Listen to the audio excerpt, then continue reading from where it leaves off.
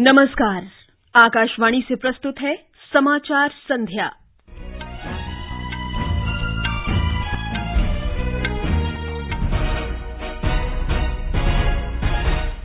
गृहमंत्री अमित शाह ने अमरनाथ यात्रा की तैयारियों की समीक्षा के लिए नई दिल्ली में उच्च स्तरीय बैठक की अध्यक्षता की। प्रशासन को समूचे मार्ग पर व्यापक सुरक्षा प्रबंध सुनिश्चित करने के निर्देश।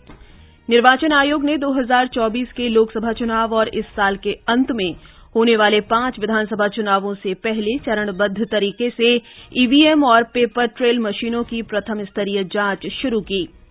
मुख्य आर्थिक सलाहकार वी अनंत नागेश्वरन ने कहा, डिजिटल इंफ्रास्ट्रक्चर में निवेश बढ़ने से वित्त वर्ष 2023-24 के लिए भारत की आर्थिक वृद्धि दर 6.5 से 7% रहने का अनुमान। ऑस्ट्रेलिया ने नाजी प्रतीकों पर राष्ट्रीय प्रतिबंध लगाने की घोषणा की। फ्रेंच ओपन टेनिस के पुरुष सिंगल्स के दूसरे सेमीफाइनल में कैस्पर रूड का सामना अलेक्जेंडर ज़्वेरेव से। पहला सेमीफाइनल कार्लोस अल्कारेज और नोवाक जोकोविच के बीच जारी। और क्रिकेट में विश्व टेस्ट चैंपियनशिप फाइनल के तीसरे दिन भारत ने पहली पारी में 296 रन बनाए। ऑस्ट्रेलिया को 173 रन की बढ़त। समाचार संध्या के साथ मैं जागृति शर्मा। गृहमंत्री अमित शाह ने आज नई दिल्ली में एक उच्च स्तरीय बैठक की अध्यक्षता की, जिसमें 62 दिनों तक चलने वाली अमरनाथ यात्रा की तैयारियों की समीक्षा की गई। श्री शाह ने कहा कि मोदी सरकार की प्राथमिकता है कि अमरनाथ तीर्थ यात्रियों को कोई कठिनाई न हो और वे भली-भांति दर्शन कर सके। उन्होंने अधिकारियों को निर्देश दिए कि वे अमरनाथ यात्रा के समूचे मार्ग पर सुरक्षा के पर्याप्त प्रबंध करें। गृहमंत्री ने इस बात पर जोर दिया कि हवाई अड्डे और रेलवे स्टेशन से यात्रा आधार शिविर तक सभी सुविधाएं दी जाएं। उन्होंने तीर्थयात्रियों के लिए श्रीनगर और जम्मू से रात्रि के समय विमान सेवा की आवश्यकता बताई। उन्होंने कहा कि ऑक्सीजन सिलेंडरों और उनके भरने की भी पक्की व्यवस्था होनी चाहिए। श्री शाह ने चिकित्सकों के अतिरिक्त दल उपलब्ध कराने को भी कहा। गृहमंत्री ने किसी भी प्रकार की मेडिकल इमरजेंसी से निपटने के लिए समुचित संख्या में बिस्तरों का प्रबंध करने और एम्बुलेंस तथा हेलीकॉप्टर तैनात करने के भी निर्देश दिए। बैठक में बताया गया कि सभी तीर्थयात्रियों को RFID कार्ड दिए जाएंगे ताकि उनकी वास्तविक समय स्थिति का पता लगाया जा सके। प्रत्येक तीर्थयात्री के लिए 5 लाख रुपए और मवेशी के लिए 50,000 रुपए का बीमा तय किया गया है। बैठक में जम्मू कश्मीर के उपराज्यपाल मनोज सिन्हा, केंद्रीय गृह सचिव अजय भल्ला, आसूचना ब्यूरो के प्रमुख तपन डेका, उत्तरी कमान के general officer commanding in chief Upendra Dwivedi और अन्य वरिष्ठ अधिकारी मौजूद थे। अमरनाथ यात्रा 1 जुलाई से शुरू होकर 31 अगस्त तक चलेगी। राष्ट्रपति द्रौपदी मुर्मू सर्बिया की 3 दिन की राजकीय यात्रा के बाद स्वदेश रवाना हो गई हैं। सर्बिया की प्रधानमंत्री आना ब्रनबिक ने निकोला टेस्ला हवाई अड्डे पर राष्ट्रपति मुर्मू को विदा किया। यात्रा के दौरान राष्ट्रपति ने भारत और सर्बिया के बीच गुटनिरपेक्ष आंदोलन के समय के बेजोड़ संबंधों पर बल दिया। इस दशक के समाप्त होने के पहले भारत दुनिया की तीसरी सबसे बड़ी अर्थव्यवस्था बनने की राह पर है। पूरे देश में नए इंफ्रास्ट्रक्चर का निर्माण तेजी से किया जा रहा है। भारत अपनी स्वतंत्रता के शताब्दी वर्ष 2047 तक एक विकसित देश बनने की अपनी आकांक्षा को लेकर पूरी आत्मविश्वास के साथ आगे बढ़ रहा है। हमारी संवाददाता ने बताया है कि दोनों देशों ने इस दशक के अंत तक आपसी व्यापार 1 अरब यूरो तक पहुंचाने का लक्ष्य तय किया है। यात्रा के दौरान दोनों देशों के बीच प्रतिनिधि मंडल स्तर की वार्ता हुई। संभावित सहयोग के क्षेत्रों, विशेष रूप से व्यापार और निवेश, विज्ञान और प्रौद्योगिकी, डिजिटल प्रौद्योगिकी और लोगों से लोगों के संपर्क पर विचार किया गया। उचित ने भारतीयों को वीजा जारी करने को सरल बनाने और दोनों देशों के बीच सीधी उड़ानें शुरू करने का वादा किया, जिससे पर्यटन और व्यावसायिक जुड़ाव में वृद्धि हो। यात्रा के दौरान राष्ट्रपति मुर्मू ने सर्बिया में भारतीय समुदाय और भारत के दोस्तों के लिए एक सामुदायिक स्वागत समारोह आयोजित किया। राष्ट्रपति ने महात्मा गांधी की प्रतिमा पर पुष्पांजलि अर्पित की और माउंट अवला में अज्ञात नायकों के स्मारक पर माल्यार्पण किया। आकाशवाणी समाचार के लिए सर्बिया से हिमानी राणा।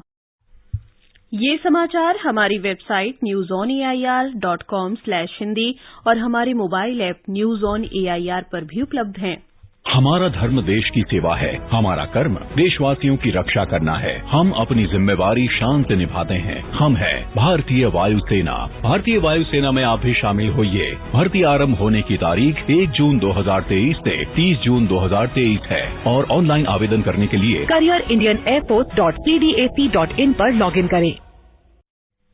समाचार संध्या में आपका फिर स्वागत है। निर्वाचन आयोग ने 2024 के लोकसभा चुनाव और इस वर्ष के अंत में 5 राज्यों में विधानसभा चुनाव से पहले ईवीएम और पेपर ट्रेल मशीनों की प्रथम स्तरीय जांच का काम देश भर में चरणबद्ध तरीके से शुरू कर दिया है।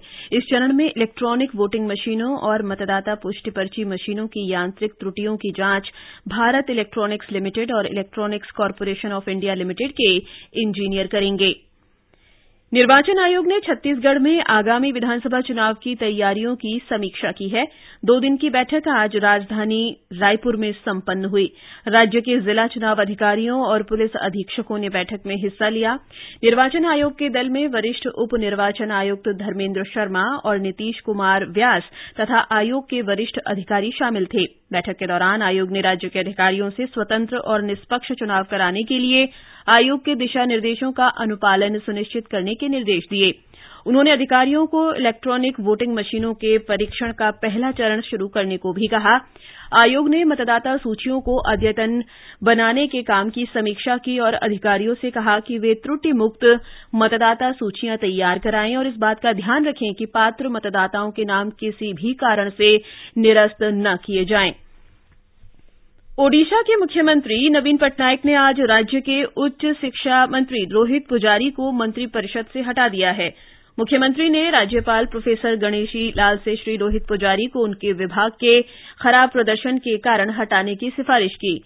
श्री पटनायक ने हाल ही में सभी विभागों की वार्षिक समीक्षा की। श्री पुजारी दूसरी बार ओडिशा के रायराखोल विधानसभा क्षेत्र से विधायक हैं।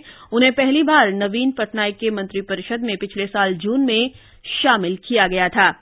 खाद्य आपूर्ति और उपभोक्ता कल्याण मंत्री अतनु सब्यसाची नाइक को उच्च शिक्षा विभाग का अतिरिक्त प्रभार सौंपा गया है।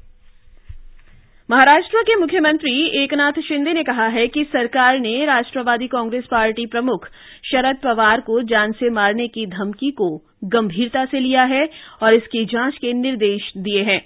मुख्यमंत्री ने एक बयान में कहा कि शरद पवार की सुरक्षा के लिए सभी जरूरी एहतियात बरती जाएंगी।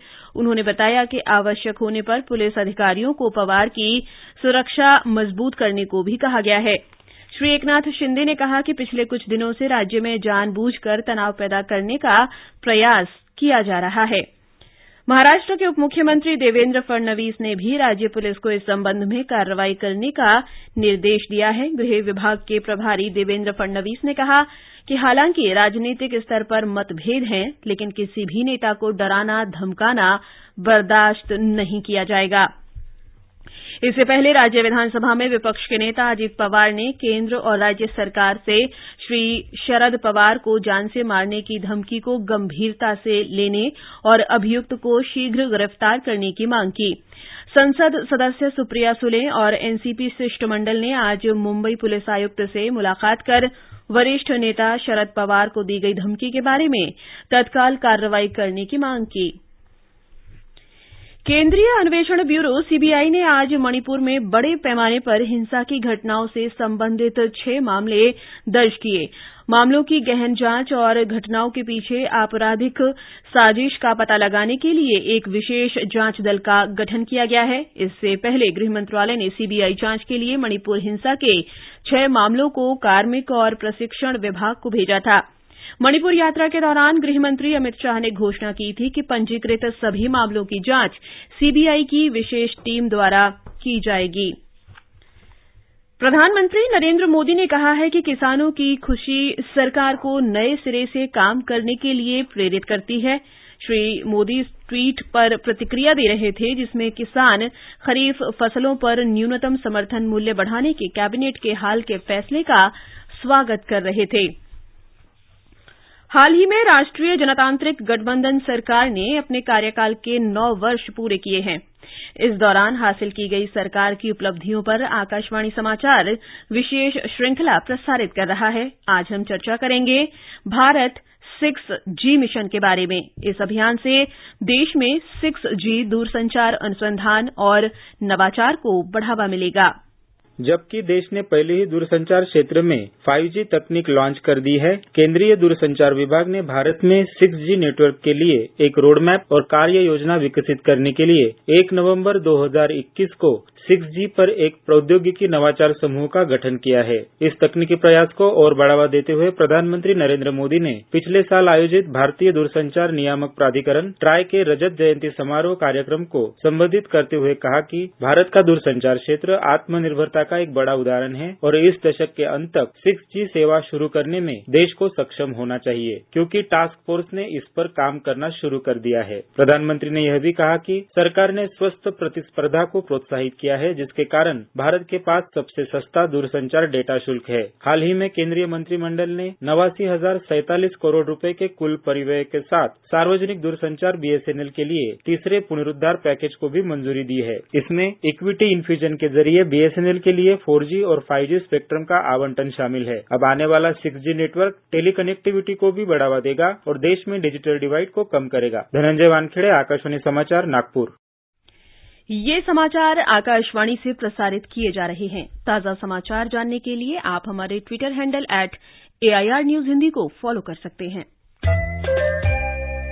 ये दौर कुछ खास है, चारों ओर हो रहा विकास है। आजादी के अमृत काल में हमें समय नहीं गंवाना है। अगले 25 वर्षों में भारत को विकसित राष्ट्र बनाना है, तो आप भी समय न गंवाएं। वे कंपनी, कॉर्पोरेट या फिर सैलरीड एम्प्लॉइज जिनकी TDS, TCS कटने के बाद भी कर देयता 10,000 रुपए या उससे अधिक है, वो अपनी एडवांस टैक्स की कुल अग्रिम राशि का 15% 15 जून 2023 तक अवश्य जमा कराएं, क्योंकि आपके टैक्स से ही देश की प्रगति को मिलती है गति। प्रत्येक आयकर दाता एक राष्ट्र निर्माता। ऑस्ट्रेलिया ने घोषणा की है कि वह सभी नाजी प्रतीकों पर राष्ट्रीय प्रतिबंध लगाएगा। इसका लक्ष्य अतिराष्ट्रवादी, नस्लवादी और धार्मिक कट्टरपंथी समूहों पर रोक लगाना है। ऐसे प्रतीकों का सार्वजनिक प्रदर्शन करने पर 1 वर्ष तक के कारागार की सजा होगी।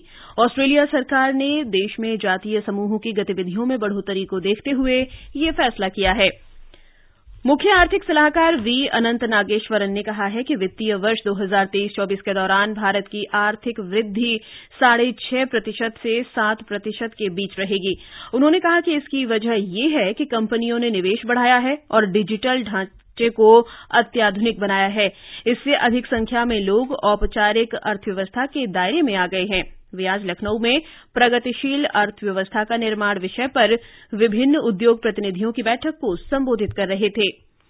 फ्रेंच ओपन टेनिस टूर्नामेंट में आज पुरुष सिंगल्स के पहले सेमीफाइनल में कार्लोस अल्कारेज और नोवाक जोकोविच के बीच मुकाबला जारी है। दूसरे सेमीफाइनल में कैस्पर रुड का सामना अलेक्जेंडर ज़्वेरेव से होगा।